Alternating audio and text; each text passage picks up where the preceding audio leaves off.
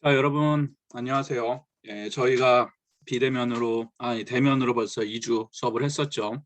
자, 수업을 하고 이제 우리 3주 차하고 4주 차는 제 사정으로 인해서 비대면을 한다고 진행을 한다고 얘기를 했습니다.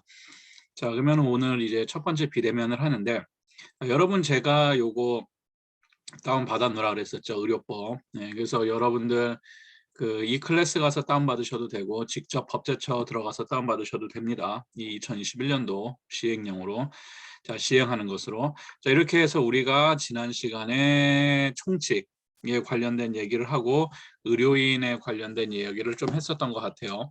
자, 그래서 한번 쭉 보도록 하는데, 우리가 지난 시간에 상급지정병원 다 했고 의료인 자격 면허했고 아마 간호통합했고 어디까지 했냐면은 조선사 면허했고 결격사유하고, 자, 결격사유하고까지 한 것 같아요.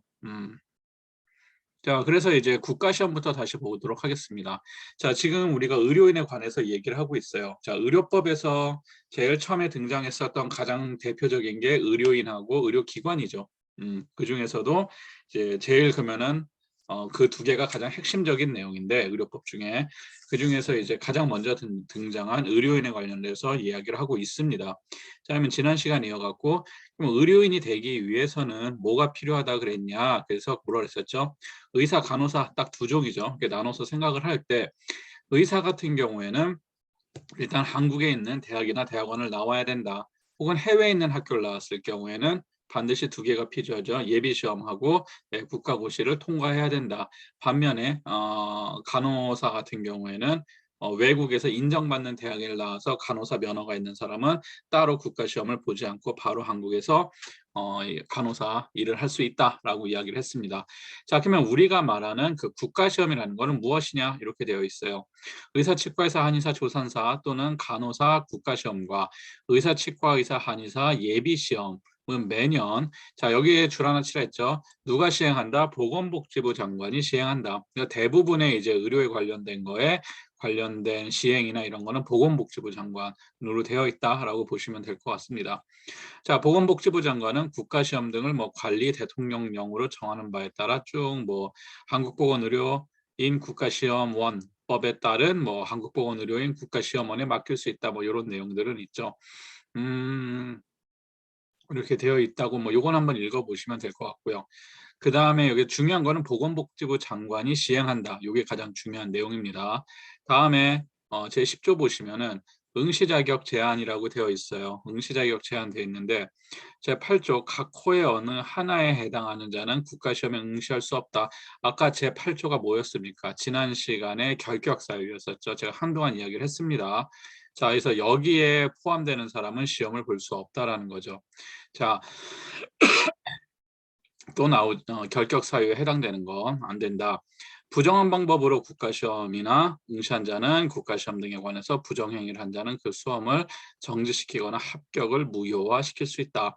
보건복지부 장관은 제2항에 따라 수험이 정지되거나 합격이 무효화된 사람에 대하여 처분의 사유와 위반 정도를 고려하여 대통령령으로 정하는 바에 따라 그 다음에 치러지는 이 법에 따른 국가시험 등의 응시를 3회 범위에 제한할 수 있다. 자, 여기서 3회에다가 딱 표시해 주십시오. 뭐냐라면은 자, 어떠한 정신질환이 있는 사람이 3회 동안 시험 못 보고 다시 본다, 이런 내용이 아니죠. 보면은 뭐예요? 제2항에 따라라고 되어 있기 때문에 이 두 번째 동그라미입니다. 두 번째 동그라미에 뭐라고 되어 있냐면은 부정행위를 한 사람이요. 자, 그래서 부정행위를 하다 걸렸다. 그러면은 영원히 국가시험을 못 보냐? 그렇지는 않죠. 내가 뭐 잘못했습니다, 다시는 안 그러겠습니다, 그러면은 다음번에 또 보게 할까요? 그것도 문제가 되죠. 그래서 그건 정해져 있지 않지만 아주 심각하다, 계획적이다, 그러면 3회 동안 못 보고 3년 동안 시험을 못 보는 거예요. 예. 아니면은 그냥 일반적인 컨닝이었다, 그러면은 1년 동안 못 보는 거야. 엄격한 거죠. 예. 그러니까 이번에 떨어지고 다음에 보는 게 아니라 이번에 못 보고 다음 년에도 못 보는 거예요. 그래서 맥시멈 3회 범위 내에서 정할 수 있다. 그래서 요거 3회라는 거 반드시 알아두세요. 우리가 시험에서 컨닝 행위를 하면은 그걸로 그냥 빵점 처리하고 끝나지만 어떻게 된다? 그 다음 해도 졸업 못하고 그 다음 해도 졸업 못하는 거랑 똑같습니다. 굉장히 엄격하게 다루겠다 이런 뜻이에요. 자, 면허 제11조 보시면 면허 조건과 등록이라는 게 있어요. 자, 보건복지부 장관은 보건의료 시책에 필요하다고 인정하면 제5조 제7조까지의 규정에 따른 면허를 내줄 때 의사하고 간호사입니다. 자, 제5조 제7조 간호사까지 되어 있죠. 자, 제5조에서 제7조 찾아보세요. 네, 이렇게 움직이면서 자, 의사부터 간호사까지의 규정에 따른 면허를 내줄 때 3년 이내의 기간을 정해서 특정 지역이나 특정 업무에 종사할 것을 면허의 조건으로 붙일 수 있다. 이게 2008년에 개정된 내용인데 보건의료 시책에 필요하다고 인정하면 면허를 내줄 때 3년 이내의 기간을 정해서 특정 지역이나 특정 업무를 종사한다. 자, 이 얘기는 무엇이냐 그러면은 어떤 특정 지역에 많은 의료인이 부족하다라든지 이렇게 감염병이 발생을 한다든지 그래서 공공의료에 필요한 인력이 있다. 그러면은 면허에다가 그런 거를 붙일 수 있는 조건이 있다. 조건을 붙일 수 있다라고 하는 겁니다. 근데 이제 이게 쉽게 붙이기는 어려워요. 예, 면허를 내줄 때 어떠한 조건을 붙여갖고 뭐 하면은 이게 또 반발이 많이 일어나는데 어쨌든 법적으로 면허 조건과 등록에 관련된 법이 좀 개정이 됐습니다. 2008년과 2010년도에. 뭐 이런 게 있고요. 보건복지부 장관은 제5조 제7조과의 규정에 따른 면허를 내줄 때 의사, 제5조 의사부터 제7조 간호사까지의 규정에 따른 면허를 내줄 때에는 그 면허에 관한 사항을 등록대장에 등록하고 면허증을 내준다. 뭐 이거는 여러분들이 이해하실 때고요. 뭐 종별로 따로 장점을 비치하고 뭐 이렇게 한다. 뭐 이런 거는데 다 보건복지부 장관 이렇게 보시면 될 것 같습니다. 자, 그 다음에 등장하는 게 의료기술 등에 대한 보호예요. 의료인이 하는 의료, 조사, 의료는 누가 하는 거죠? 의사죠. 조사는 누가 하는 거예요? 조산사가 하는 거죠. 간호는 간호사 등 의료기술의 시행, 이하 의료행위라고 합니다. 이 의료행위에 대하여 이 법이나 다른 법령에 따로 규정된 경우 외에는 누구든지 뭐 할 수 없다. 여기다 주시면 돼요. 간섭하지 못한다는 거예요. 그러니까 의료기술 등에 대한 보호는 결국은 의료행위를 하는데 방해할 수 없다라는 거예요. 이게 무엇입니까? 좀 이따 설명을 하겠지만 누구든지 의료기관의 의료용 시설, 의료용 시설이라든지 기재, 약품, 그 밖에 기물 등을 뭐예요? 여기 주십니다. 파괴 및 손상하거나 파괴 손상시켰을 경우에는 의료기관을 손상하거나 파괴 손상 혹은 의료기관 그러니까 점거하여 진료를 방해하는 거죠. 결국은 방해했을 때 해서는 아니 되며 이를 교사하거나 시켰다는 거예요. 내가 하지 않더라도 야, 내 뭐 동생들 푼다, 뭐 내 아는 애들 푼다 그래서 시켰다는 거예요. 시켜갖고 하거나 방조 혹은 그런 일을 하는데 내가 막을 수도 있는데 그거를 그냥 방임으로 내비뒀다라든지 그래서는 아니 된다. 누구든지 의료행위가 이루어지는 장소에서 의료행위를 하는 의료인 제80조에 따른 간호조무사 및 의료기사 등에 관한 법률에 대한 의료기사 줄치시면 의료인, 간호조무사 그리고 의료기사 또는 의료행위를 받는 사람 누굽니까? 누구죠? 환자죠. 환자. 그래서 여기다 딱 주시면 의료인, 간호조무사, 의료기사, 그리고 의료행위를 받는 사람, 환자. 쉽게 하면 병원 내에 있는 의료 서비스를 제공하는 사람, 의료 서비스를 받는 모든 사람을 거의 뜻한다고 보시면 될 것 같습니다. 모든 사람은 아니네요. 행정 직원은 빠지니까 사람을 폭행, 협박해서는 아니 된다. 이게 2016년도에 이게 들어왔어요. 과거법은 어떻게 돼 있었냐면은 요게 없고 그 의료 행위를 하는 사람들을 그러니까 방해하거나 기재약품 그와 물건을 파괴하거나 점거하거나 이러면 안 된다라고 돼 있었습니다. 이게 2016년도에 이게 새로 들어왔는데 이유는 뭐냐 그러면은 어쨌든 의료법에 이것을 의료법에서 이거를 나열하지 않더라도 의료법에 이걸 써놓지 않더라도 들어와서 기물을 부수는 행위는 뭐가 되죠? 기물 파손죄가 되겠죠. 기물을 파손하는 그런 범죄 행위가 되고 의사를 때린다든지 간호사를 때리는 거는 의료법이 아니더라도 뭐가 되죠? 폭행죄가 된단 말이야.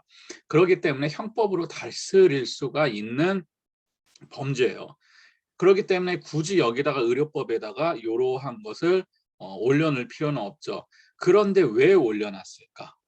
왜 올려놨을 것 같습니까?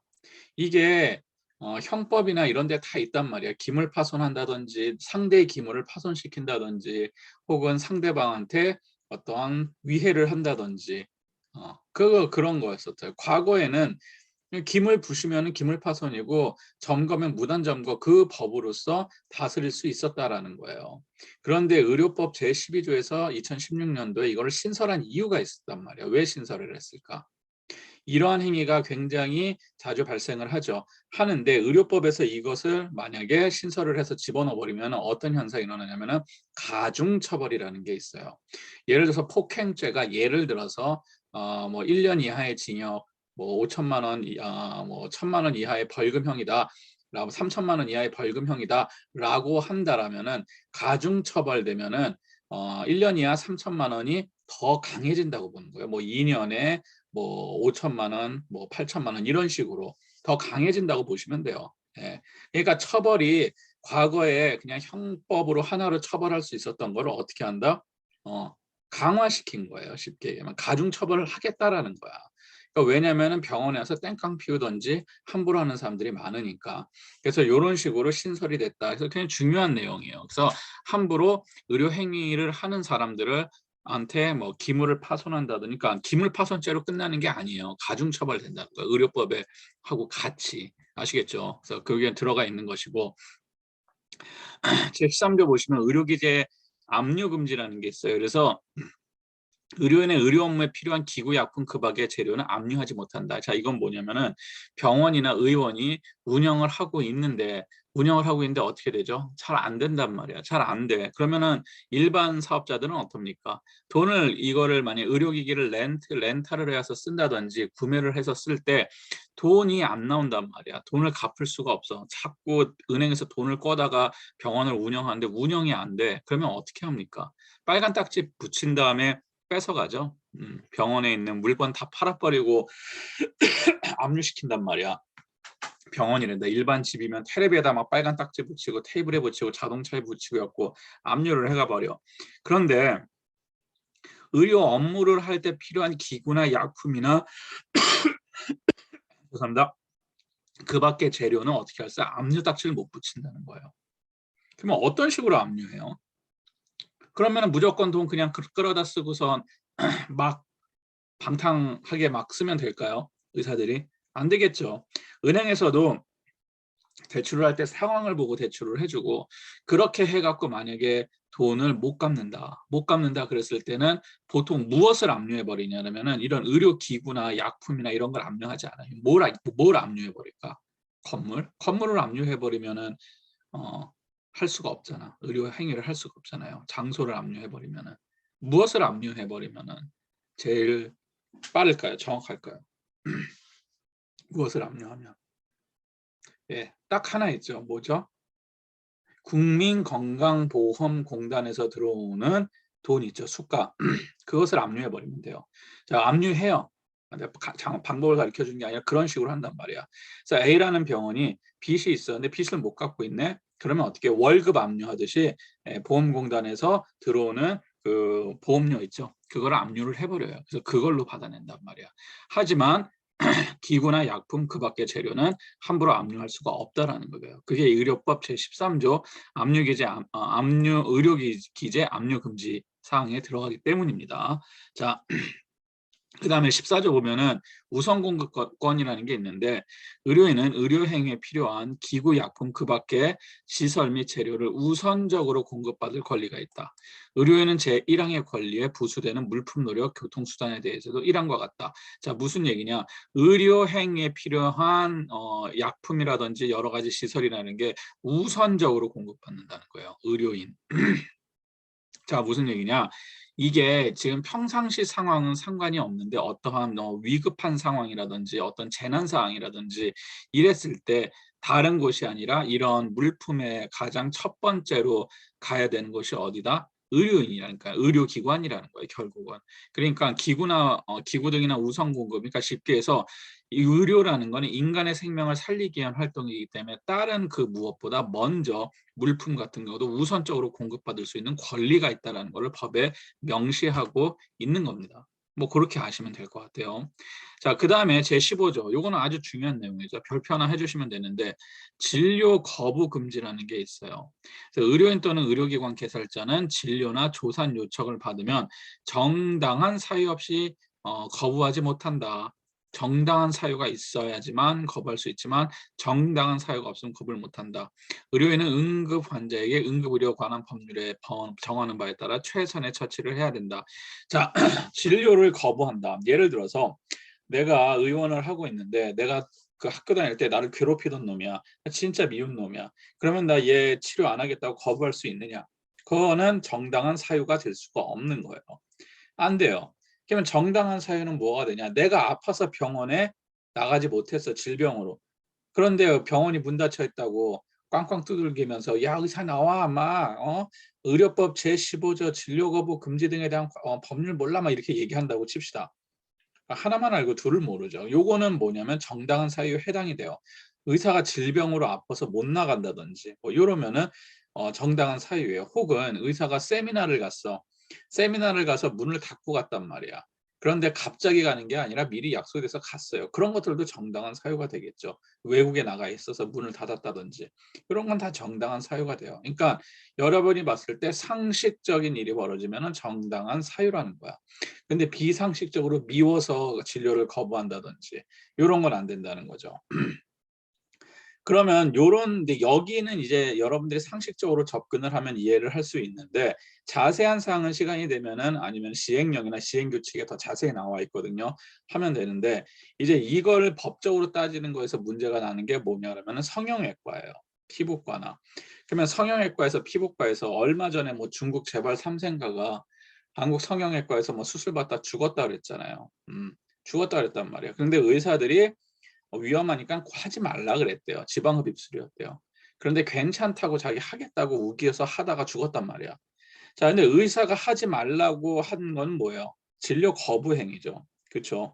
그러면 의사가 내가 성형 양악 수술을 하고 싶은데 의사가 하지 말라고 진료를 거부했다. 그건 진료 거부 행위에 들어갑니까? 안 들어갑니까? 그거는 진료 거부 행위에 들어가지가 않아요. 왜냐하면 미용 성형 같은 경우에는 어떠한 의료적인 그러한 필요성이 있다라고 보지 않기 때문에 그러한 것들 같은 경우에는 진료 행위 거부에 들어가지 않는다는 거예요. 혹은 낙태 수술 뭐 이런 것들 이런 거는 거부한다 의사가 그냥 거부에 들어가지 않아요. 진료 거부 그런 것들은. 자, 그래서 이런 정당한 사유가 있는 것들은 거부할 수 있지만 정당한 사유가 없이 그냥 막 거부해서 하는 것은 안 된다라고 하시면 될 것 같습니다. 자, 그다음에 제16조 보시면 세탁물 처리 관련된 법이 있죠. 그래서 제가 항상 얘기하는 게 여러분들 저기 뒤에 그 우리 A관 옆쪽으로 그 주차장 있잖아요. 응급실. 그 주차장 쪽 가면 세탁물 쌓여 있다 그랬죠. 거기 모여 있거든. 그래서 의료기관에서 나오는 세탁물은 의료인, 의료기관 또는 특별자치시장, 그러니까 시장이에요. 특별자치도지사, 시장이나 도지사나 시장, 군수, 구청장 이런 에게 신고한 자가 아니면 처리할 수 없다. 무슨 얘기냐? 의료기관에서 나오는 세탁물은 의료인이 처리하든지 아니면 의료기관이 처리를 해야 된다라는 거예요. 또는 그들이 원래 보통 병원은 병원에서 처리하는데 의료기관에서 처리를 안 하잖아요. 스스로 안 하면은 신고한 업체에다가 처리하게 위임으로 맡길 수가 있습니다. 그런데 신고한 자들만 가능하다는 거예요. 아무나 그냥 옆에 있는 뭐 클린토피아가 하겠다 해서 클린토피아한테 일을 맡기고 한다 안 된다는 거야. 클린토피아가 어떤 시설이 있어서 시설을 하면 할 수 있겠지만 그렇지 않고 아무나 나는 할 수가 없는 거예요. 그래서 신고한 사람만이 해야 된다. 그래서 세탁물을 처리하는 자는 보건복지부령으로 정하는 바에 따라 위생적으로 뭐가 포함된다? 줄 치실 때 보관, 운반, 처리가 가능해야 된다. 보관하고 운반하고 처리하는 게 법에 따른 위생을 지켜야 된다라는 거예요. 왜냐면 의료기관에서 나오는 세탁물들은 굉장히 많은 바이러스, 많은 세균, 그리고 뭐 많은 그런 오염물질, 뭐 항생제도 묻어 있고 많단 말이에요. 그래서 환경을 오염시키기도 쉽고 함부로 했다가 그러니까 제일 흔히 망가뜨리는 게 수질 오염이나 이런 것들이에요. 환경을 오염시키기도 쉽고 혹은 그것이 함부로 빠져나가 갖고 다른 거에 오염을 시킬 수가 있기 때문에 신고한 업체가 하든지 그냥 의료기관 내에서 하든지 그래서 의료인, 의료기관 또는 신고한 업체 요 세 종류가 할 수 있더라. 그래서 그렇게 생각하시면 됩니다. 그래서 세탁물은 줄치시면 의료인, 의료기관, 신고 환자 요 셋이서 하는 거예요. 자, 그 다음에 의료기관의 개설자와 제1항에 따라 의료기관 세탁물 처리업 신고를 한 자는 제1항에 따른 세탁물의 처리 업무에 종사하는 사람에게 보건복지부령으로 정하는 바에 따라 감염 예방에 관한 교육을 실시하고 그 결과를 기록 유지한다. 그래서 여기 줄치시면 됩니다. 감염 예방 교육, 감염 예방 교육이 의무다. 누구가요? 의료기관 세탁물 처리업 신고를 한 사람들은 뭐가 한다? 그 처리 업무에 종사하는 사람, 신고하고 처리 업무에 종사하는 사람들은 감염 예방에 관한 교육을 반드시 받아야 된다. 그리고 그 받았는지 안 받는지 결과를 유지해야 된다. 뭐 그 내용입니다.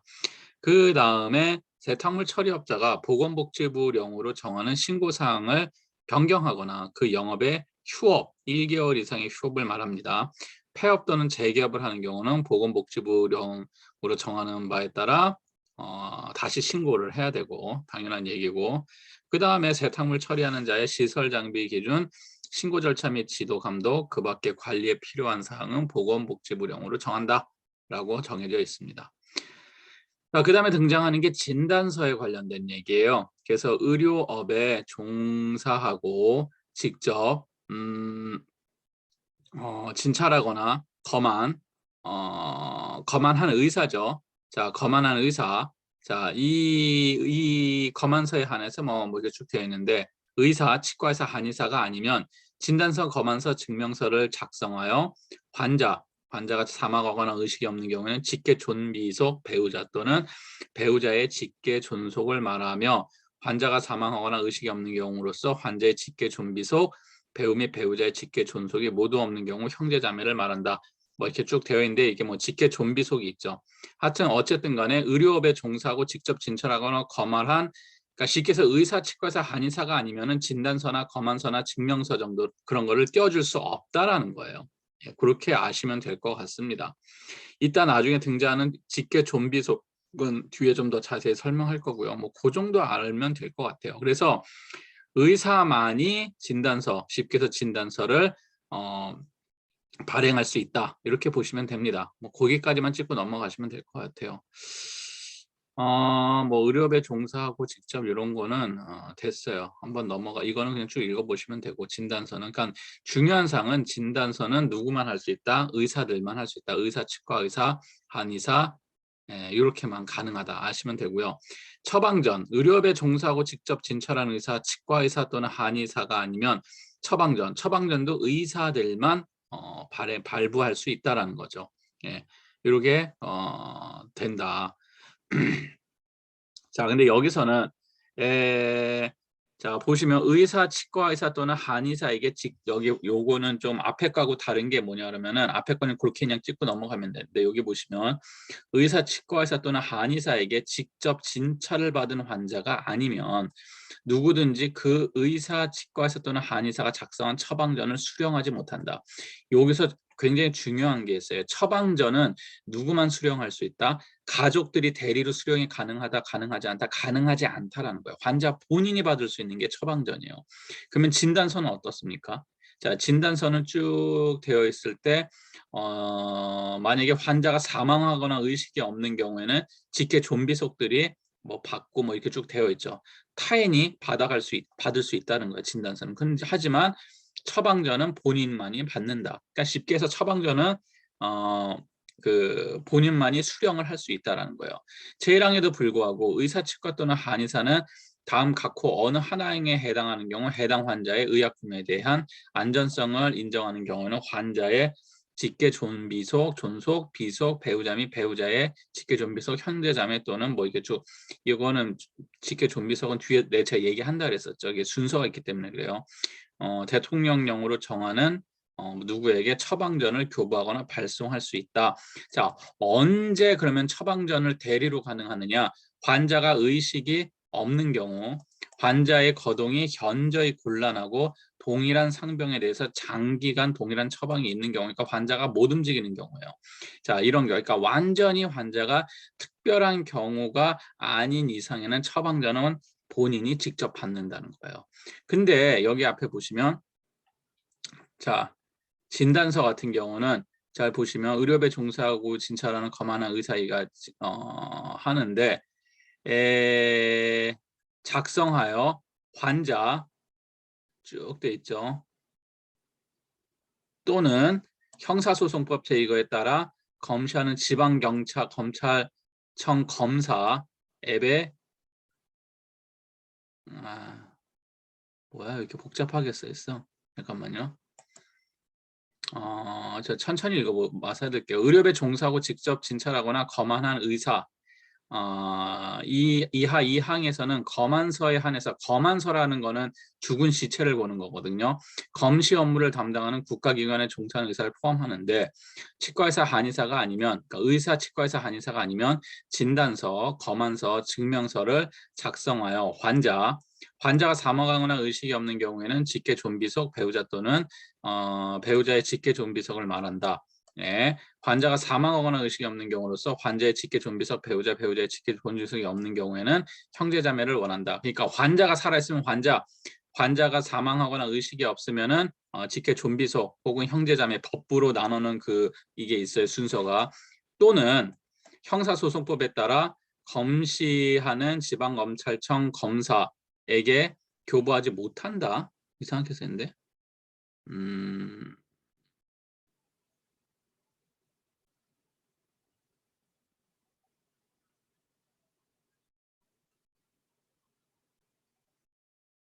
이게 좀 말이 이상한데.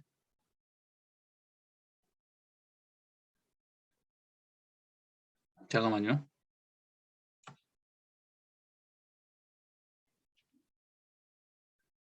교부하지 왜 못한다가 되지. 다만 진료 중이던 환자가 최종 진료 시부터 48시간 그 진단서를 얘기하다가 갑자기 검안서를 얘기하고 있네. 다시 진료하지 아니더라도 진단서나 증명서를 내줄 수 있으며 환자 또는 사망자를 직접 진찰하거나 검안한 의사, 치과 의사 또는 한의사 부득이한 사유로 진단서 또는 증명서를 내줄 수 없으면 이것도 너무 복잡하게 써있다. 여러분들이 이해하는데 뭐 헷갈리니까 쉽게 얘기해 드릴게요. 자, 진단서 그냥 앞에 거 다 무시하시고 의사, 한의사, 치과의사 아까 처음 얘기한 것처럼 그들만이 이거를 발부할 수 있는 것이고 원칙은 환자한테 주지만 환자가 사망했을 때는 직계 존속, 직계 비속 이런 식으로 순서가 있어요. 그런 스타일로 순서대로 그것을 할 수 있으며 결국은 뭐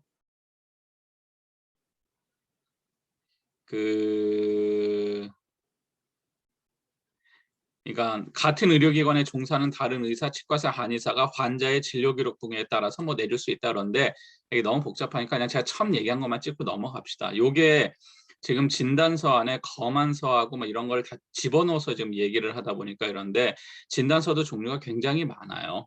많고 뭐 검안서도 있고 뭐 증명서도 있으니까 요거는 뭐 그냥 그렇게 하고 넘어가세요. 네, 지금 이렇게 할 필요가 없을 것 같습니다. 너무 복잡하게 써놨다. 그래서 처방전까지 얘기하다가 이렇게 제가 뒤로 돌아오게 됐는데 어쨌든 처방전이고 처방전은 아까 설명했고요. 처방전 작성과 교부가 있습니다. 의사, 치과 의사는 환자에게 의약품을 투여할 필요가 있다고 인정되면 약사법에 따라 자신이 직접 의약품을 조제할 수 있는 경우가 아니면 보건복지부의 영을 정하는 바에 따라 처방전을 작성하여 환자에게 내준다 해서 처방전 작성 및 환자에게 내주거나 발송한다. 그런 다음에 여기 빈칸에다가 여러분들이 의약분업이라고 쓰시면 됩니다. 의약분업.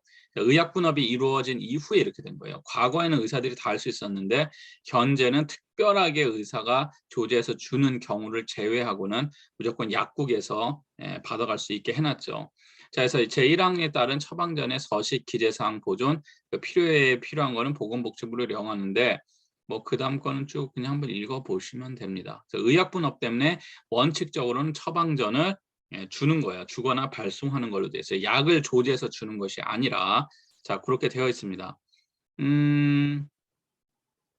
자, 제1항에 따라 처방전을 발행한 의사 또는 치과 의사는 처방전에 따라 의약품을 조제하는 약사 또는 한약사가 약사법 제26조 제2항에 따라 문의할 때, 그러니까 어떨 때 문의하냐면 문의할 때 여기 즉시 응대에서 문의 즉시 응대에 줄치시면 됩니다. 문의 즉시 응대 응한다. 자, 이게 뭐냐 그러면은 이런 경우들이 가끔 있어요. 의사들이 한국은 여기 뭐냐 그러면은 의약품이 뭐로 움직인다 그랬었죠? 예, 상품명을 따라간다 그랬죠. 성분명을 따라가지가 않고 쉽게 하면 여러분들이 항상 많이 먹는 저기 타이레놀 같은 경우에 성분은 AAP예요.